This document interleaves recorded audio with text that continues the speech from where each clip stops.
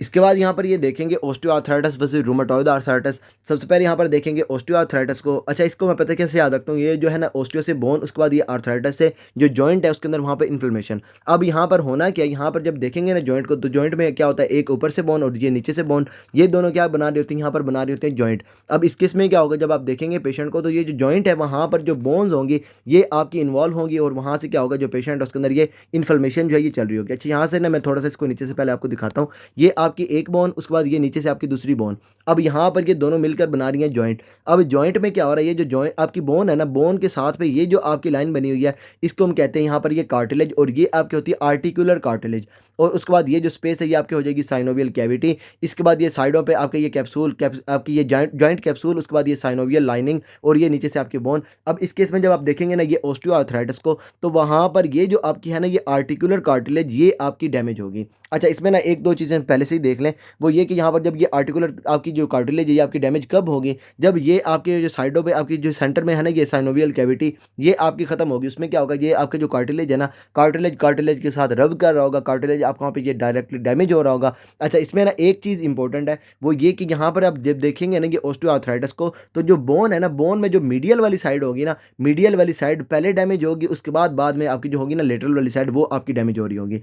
अच्छा, बाकी तो ये हम इसके अंदर बाद में देखते हैं ना कि यहाँ पर क्या होगा, ये आपको जो ऑस्टियोफाइट्स वगैरह जो आपको वहाँ पे नज़र आ रहे होंगे, इसको तो हम बाद में देखते हैं। अभी यहाँ पर स्टार्ट करते हैं ये ऑस्टियोआर्थराइटिस को। अच्छा, सिंपल इसमें क्या होगा, यहाँ पर होगी ये मैकेनिकल वियर एंड टियर, और ये क्या करेगी, आर्टिकुलर कार्टिलेज जो है उसको वहाँ पर ये कर रही होगी डिस्ट्रॉय। और जब ये डिस्ट्रॉय कर रही है तो ये आपकी हो जाएगी डिजेनरेटिव जॉइंट डिसऑर्डर। अच्छा, यहाँ से क्या होगा, जो जॉइंट है ये आपका डैमेज हो रहा है, तो जो पेशेंट है उसके अंदर हो जाएगी इन्फ्लेमेशन, इन्फ्लेमेशन विद इनएडिक्वेट रिपेयर। अच्छा, यहाँ से क्या होता है, जो आपकी कार्टिलेज होती है ना, उसको जो आपके कॉन्ड्रोसाइट्स वगैरह ना, ये आपकी जैसे जहाँ पे आपकी डैमेज हुई वहाँ से इसको रिपेयर कर रहे होते हैं। लेकिन इस केस में क्या होगा, जो कॉन्ड्रोसाइट्स हैं ये आपके इसको रिपेयर नहीं कर रहे होंगे। तो यहाँ पर इसको जो ऑस्टियोआर्थराइटिस है ना, इसको हम ये भी कहते हैं कि ये जो आपके ऑस्टियोआर्थराइटिस है ना, ये आपके कॉन्ड्रोसाइट्स की वजह से, कॉन्ड्रोसाइट्स जो है ये आपके एबनॉर्मल हो गए हैं। तो ये आपकी है, ये आपके जो रिपेयर है ये आपका मीडिएटेड होता है बाय आपके ये कॉन्ड्रोसाइट्स। अच्छा, इसके बाद यहाँ पर जब बात करेंगे ना फैक्टर्स की, प्रीडिस्पोजिंग फैक्टर, तो इसमें आपको ये एज, इसके बाद फीमेल जो है ये सेक्स, फीमेल आपने इसके अंदर याद रखना है, जो आपकी ऑस्टियोआर्थराइटिस होगी इसके अंदर यहाँ पर आपको फीमेल जो है ये नजर आ रही होगी। अच्छा, इसके बाद यहाँ पर ये ओबेसिटी, इसके बाद यहाँ पर ये जॉइंट ट्रॉमा,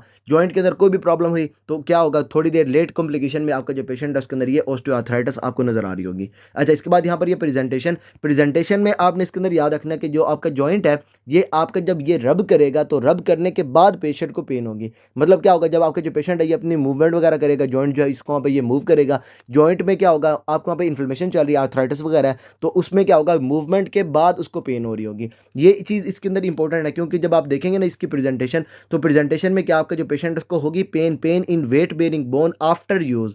अच्छा, यहाँ पर जो पेशेंट है ये क्लासिकली आपको बताते हैं कि उसको स्टार्ट में जैसे ही उठा है ना, उठने साथ उसको वहाँ पे पेन नहीं हुई, लेकिन जैसे ही आपने वहाँ पे देखा ना पेशेंट को शाम को, तो शाम में उसको पेन हो रही है। At the end of day जो है ये जो पेशेंट है उसको वहाँ पे पेन होगी इन वेट बेरिंग जॉइंट्स, और ये जो पेन है ये आपकी इंप्रूव करेगी विद रेस्ट। अच्छा, इसके बाद ये जो पेशेंट है उसके अंदर ये जो इन्वॉल्वमेंट होगी ये आपकी होगी एसिमेट्रिक, एक साइड की इन्वॉल्वमेंट हो रही होगी, दूसरी साइड आपको वहाँ पे इन्वॉल्व नहीं हो रही। एसिमेट्रिक जो है ये आपको वहाँ पे ये जॉइंट इन्वॉल्वमेंट नजर आएगी। नी कार्टिलेज जो है ये आपका लॉस होगा बिगिंस मीडियली, ये मैंने आपको इसके अंदर बताया। यहाँ पर जो आप देखेंगे ना ये जो बोन होगी, जब ये बात करेंगे नी जॉइंट की, तो वहाँ से जो आपकी मीडियल साइड होगी ये आपकी सबसे पहले स्टार्ट होना शुरू हो जाएगी। यहाँ पर जो है ना ये सबसे पहले आपको ये जो कार्टिलेज है ये आपकी लॉस होना शुरू हो जाएगी, और उसकी वजह से क्या होगा, जब आप ये देख रहे हैं ना, फॉर एग्जांपल ये एक लेग है और दूसरी यहाँ पर ये लेग है, और ये दरमियान में मीडियल हो गया, उसके बाद जो है ना ये लेटरल वाला पोर्शन हो गया। जब यहाँ से ये डैमेज होगा, यहाँ से ये डैमेज होगा, तो उससे क्या होगा, ये जब ये डैमेज होगा तो जो पेशेंट है उसकी जो जॉइंट होगा ये आपका इस तरीके से ना बेंड कर रहा होगा,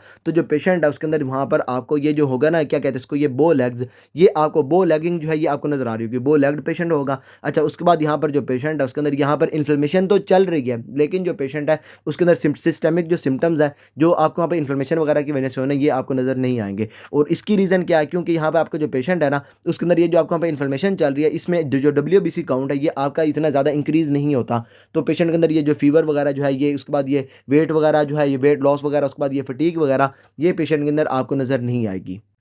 अच्छा, इसके बाद जॉइंट की फाइंडिंग्स में आपको यहाँ पर ये ऑस्टियोफाइट्स नज़र आएँगे। इसके बाद जो है ये जॉइंट के अंदर ये जो जॉइंट स्पेस है ये आपकी नैरो होगी। इसके बाद ये सबकॉन्ड्रल जो है ये स्क्लेरोसिस, उसके बाद ये सिस्ट वगैरह जो है ये आपको नज़र आ रही होगी और साथ यहाँ पर जो है ना ये पेशेंट के अंदर लूज़ बॉडीज़ जो है ये आपको नज़र आ रही होंगे। अच्छा, ये मैं ऐसे करता हूँ क्योंकि मेरा यहाँ पर ये नेट नहीं चल रहा, तो मैं ऐसे करता हूँ इसको ना ये बोर्ड्स एंड बियॉन्ड से आपको दिखाता हूँ, उसके बाद फिर यहाँ पर आते हैं। अच्छा जी, सबसे पहले जॉइंट स्पेस नैरो यहाँ पर ये नॉर्मल वाला उन्होंने दिखाया है, ये आप वहाँ पे देख रहे हैं ना, ये जो इसका जो है ना कि जॉइंट जॉइंट के अंदर आपको स्पेस नज़र आ रही है। लेकिन यहाँ पर क्या हो रहा है, यहाँ पर जो पेशेंट है उसके अंदर ये जो जॉइंट स्पेस है ये उसकी वहाँ पे लॉस हो गई, वहाँ पर जो है ना ये नैरोइंग हो रही है। अच्छा, इसके बाद दूसरा है यहाँ पर ये सबकॉन्ड्रल स्क्लेरोसिस। सिंपल, इसमें मैंने आपको लास्ट में बताया ना, आपके ये जो जॉइंट होगा ना ये आपका आपकी जो मीडियल साइड है वहाँ से आपका सबसे पहले डैमेज हो रहा होगा और इस केस में सिंपल क्या होना है, आपकी जो सबकॉन्ड्रल बोन है वहाँ पर हो जानी है थिकनिंग और यहाँ से क्या होगा, जो कॉलेज है ना ये आपकी इंक्रीज होगी, लेकिन यहाँ पर जो मिनरलाइजेशन है ये आपकी एबनॉर्मल होगी। अच्छा, इसके बाद यहाँ पर ये इसके बाद आ जाता है ये ऑस्टियोफाइट्स। इसमें सिंपल क्या होगा, ये जो एक साइड होगी ना आपकी जो जॉइंट की, वहाँ से क्या होगा, एक स्पर सा जो है ना ये आपका बाहर की तरफ निकला होगा। यहाँ पर क्या होगा, जो पेशेंट है उसके अंदर ये थिकनिंग ऑफ सबकॉन्ड्रल बोन जो है एट जॉइंट मार्जिन आपको नजर आएगी और ये ओफन जो है इंजर्शन पॉइंट ऑफ टेंडन या फिर लिगामेंट जो है वहाँ पे आपको नजर आ रही होती है। अच्छा, इसके बाद ये सबकॉन्ड्रल सिस्ट। सिस्ट का आपको पता है यहाँ पर क्या होता है, ये आपका फ्लूइड फिल्ड सैक होता है और इस केस में क्या होगा, आपके जो पेशेंट है उसके अंदर ये जो बोन क्रैक्स है ये आपके साइनोवियल फ्लूइड जो है उसके अंदर वहाँ पर ये अकोमुलेशन करवा देंगे फ्लूइड की और उससे आपका जो पेशेंट है उसके अंदर ये सबकॉन्ड्रल सिस्ट वगैरह जो है ये आपको नजर आ रही होगी। तो इसके बाद ऑस्टियोआर्थराइटिस में आपने ये वाली डायग्राम जो है इसको अच्छे से याद रख लेना है। ये यहाँ पर जो पेशेंट है उसके हैंड्स की जो प्रेजेंटेशन होगी ये वाली होगी। उसमें क्या है, यहाँ पर जो पेशेंट है उसके अंदर ये आपका DIP, उसके बाद जो है ये PIP, इसके बाद यहाँ पर आप देख रहे हैं यहाँ पर आपका जो पेशेंट है उसका ये जो थंब है ये बिल्कुल नॉर्मल है, लेकिन यहाँ पर क्या हो रहा है, जो आपका है ना यहाँ पर ये कार्पल, उसके बाद ये आपका मेटाकार्पल, इन दोनों के दरमियान में जो जॉइंट है वो आपका इन्वॉल्व हो रहा है। तो यहाँ पर क्या होगा, फिगर्स की बात करेंगे तो यहाँ पर PIP और जो DIP है ये दोनों इन्वॉल्व होंगे और जब आप बात करेंगे थंब की तो वहाँ पर ये कार्पल और जो मेटाकार्पल का जॉइंट है ये आपका इन्वॉल्व होगा। ये आपने पिक्चर इसके अंदर सिंपल सिंपल सी याद रख लेनी है। अब यहाँ पर देखते हैं ये पेशेंट की प्रेजेंटेशन। तो सिंपल क्या होगा, जब आप बात करेंगे ना आपके जॉइंट स्पेस की तो वो आपकी हो जाएगी नैरो। यहाँ पर आपको ये नैरोइंग नजर आ रही है और ये मैंने आपको इसके अंदर बताया ये सबसे पहले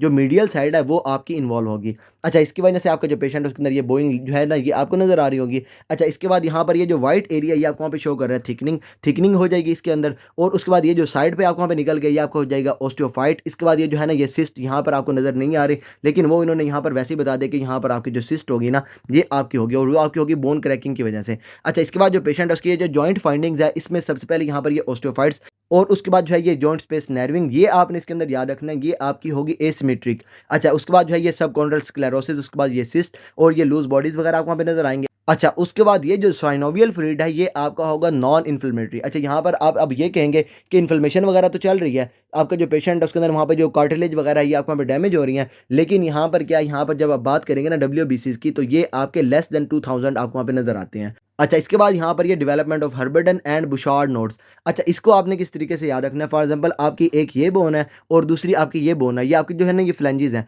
अब ये जो फ्लेंजेस हैं इसमें क्या है, यहाँ पर ये जो एक जॉइंट बन रहा है और दूसरा यहाँ पर आपका ये जॉइंट बन रहा है। अब यहाँ पर क्या है, यहाँ पर ये तीसरी फ्लेंजेस हो गई ना, तो यहाँ पर ये जो है ना, अच्छा इसमें क्या है, अब जब ये देखते हैं ना ABC को तो ABC में सबसे पहले क्या आता है, यहाँ पर आता है B और बाद में क्या आता है, यहाँ पर H आता है। अच्छा, इस केस में सिंपल वही, जब आप देखेंगे ना ये प्रोक्सिमल जॉइंट, तो प्रोक्सिमल जॉइंट आपका जब फिंगर्स को देखते हैं तो वो आपका कौन सा होता है, वो होता है यहाँ पर ये प्रोक्सिमल इंटरफ्लेंजियल PIP और जब आप देखते हैं डिस्टल को तो वो आपका होता है ये DIP डिस्टल जो इंटरफ्लेंजियल जॉइंट। अच्छा, यहाँ पर सिंपल हो गया, जब आप बात करेंगे ना PIP की तो वहाँ पर आपको नजर आएंगे बुशार्ड नोड्स जो आपके B से स्टार्ट होंगे। जब आप बात करेंगे DIP की तो वहाँ पर आपको ये हर्बर्डन नोड्स जो है ये आपको नजर आएंगे। तो ये आपकी जो हर्बर्डन नोड्स होंगे ये आपके होंगे DIP के और आपके जो होंगे ना ये बुशार्ड नोड्स ये आपको नजर आएंगे PIP के ऊपर। उसके बाद जो है ये फर्स्ट कार्पल और मेटाकार्पल जो जॉइंट है वो आपका इसके अंदर इन्वॉल्व होगा। अच्छा, यहाँ पर एक और याद रखना है वो ये कि यहाँ पर आपका जो मेटाकार्पल जॉइंट है ना वो आपका कोई भी इन्वॉल्व नहीं होगा। अच्छा, इसके बाद अगर ये बात करेंगे ट्रीटमेंट की तो सिंपल यहाँ पर ये एक्टिविटी मॉडिफिकेशन, उसके बाद ये एसिटामिनोफेन, उसके बाद ये एनसेड्स वगैरह और यहाँ पर है ये इंट्रा आर्टिकुलर ग्लूकोकॉर्टिकॉइड। ये आप सारे जो है ना ये पेशेंट नहीं लगवा रहे होते, लेकिन जिसको जो है ना ये बहुत ज़्यादा पेन होती है तो वो क्या करते हैं, डॉक्टर के पास जाते हैं और वहाँ से क्या करवाते हैं, जॉइंट के अंदर जो है ये ग्लूकोकॉर्टिकॉइड का इंजेक्शन लगवा रहे होते हैं। अच्छा, ये जो ग्लूकोकॉर्टिकॉइड है इसका आपको बताइए क्या करता है, हर चीज़ को स्प्रेस कर देता है, इम्यूनिटी स्प्रेस हो जाएगी। इसके बाद जो है ये इन्फ्लेमेटरी रिस्पॉन्स वगैरह स्प्रेस हो जाएगा। जैसे ही स्प्रेस होगा पेशेंट की जो पेन है ये आपको वहाँ पर ठीक हो जाएगी। सेम काम यही जो है ना ये क्वैक वगैरह कर रहे होते हैं, वो क्या करते हैं, जैसे पेशेंट कोई जाता है उनके पास, वो क्या करते हैं, डेक्सा का इंजेक्शन लगा देते हैं। जैसे इंजेक्शन लगता है तो वहाँ पर जो है ये पेशेंट के अंदर जो इन्फ्लेमेटरी रिस्पॉन्स, उसके बाद जो इन्फ्लेमेशन वगैरह चल रही होती है वो उसके वहाँ पर स्प्रेस हो जाती है। पेशेंट बिल्कुल उठ के बैठ जाता है और वो कहता है भाई बड़ा काम हो गया। डॉक्टर जो है ना, डॉक्टर से तो अच्छा ये क्वैक है, लेकिन उसको ये नहीं पता कि ये जो ग्लूकोकॉर्टिकॉइड है इसके वहाँ पे एडवर्स इफेक्ट्स कितने ज़्यादा हैं। लेकिन उस बात को तो वैसे ही छोड़ें। अच्छा, यहाँ पर जो है ना ये ट्रीटमेंट जो है, ट्रीटमेंट में आप क्या करेंगे पेशेंट के अंदर, ये आप वहाँ पे ये सारे दे रहे होंगे इंट्राआर्टिकुलर जो है ये ग्लूकोकॉर्टिकॉइड के इंजेक्शन जो है वो क्या करेंगे, वहाँ पर जो इन्फ्लेमेटरी रिस्पॉन्स चल रहा है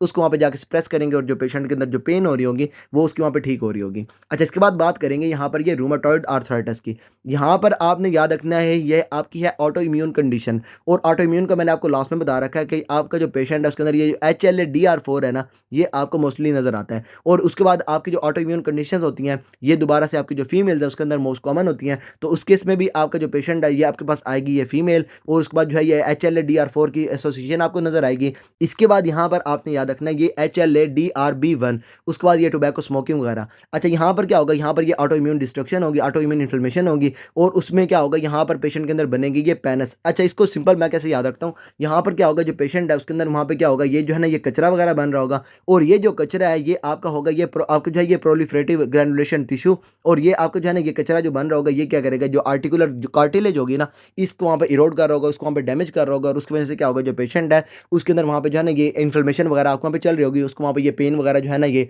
जॉइंट के अंदर वहाँ पे हो रही होगी। अच्छा, इसके बाद यहाँ पे ये आपके वहाँ पे होगी ये एसोसिएशन। अच्छा, इसके बाद जो पेशेंट है उसके अंदर है ये रूमेटॉइड आर्थराइटिस, तो यहाँ पर जो रूमेटॉइड फैक्टर है ये आपका पॉजिटिव होगा, और यहाँ पर जो आपकी IgM एंटीबॉडीज हैं, डेट टारगेट IgG FC रियन, और उसके बाद ये ना आपको वहाँ पे 80% जो पेशेंट्स होंगे उसके अंदर ये आपको वहाँ पे नजर आ रही होगी। रूमेटॉइड फैक्टर जो है ये आपने इसके अंदर याद रखना है, और उसके बाद यहाँ पर ये एंटीसाइक्लिक टूलिनेटेड पेप्टाइड एंटीबॉडीज जो है ये आपकी मोर स्पेसिफिक हैं, और ये भी आपको जो रूमेटॉइड आर्थराइटिस है उसके अंदर वहाँ पे आपको नजर आ रही होंगी। अच्छा, यहाँ पर प्रेजेंटेशन आपने इसके अंदर देखनी है। यहाँ पर क्या था, जो पेशेंट है उसको वहाँ पे एंड ऑफ द डे जो है उसको वहाँ पे पेन हो रही होगी, इसमें ऑपोजिट हो जाएगा। यहाँ पर क्या होगा, जो पेशेंट है उसको स्टार्ट में ही उसको पेन हो रही होगी, मॉर्निंग स्टिफनेस होगी, pain swelling and morning stiffness lasting more than 1 hour, और यहाँ पर क्या हो रहा था, जो पेन है ये आपकी इंप्रूव कर रही थी विद रेस्ट। अब यहाँ पर क्या होगा, ये आपकी जो पेन होगी ये आपकी यूज़ करने से इंप्रूव कर रही होगी। उसके बाद यहाँ पर क्या हो रहा था, यहाँ पर जो पेशेंट है उसके अंदर ये एसिमेट्रिक जॉइंट इन्वॉल्वमेंट थी, यहाँ पर सिमेट्रिक जॉइंट इन्वॉल्वमेंट आपको नजर आएगी। अच्छा, इसके बाद यहाँ पर जो पेशेंट है उसके अंदर ये सिस्टेमिक सिम्टम्स हमने वहाँ पर नहीं देखे थे।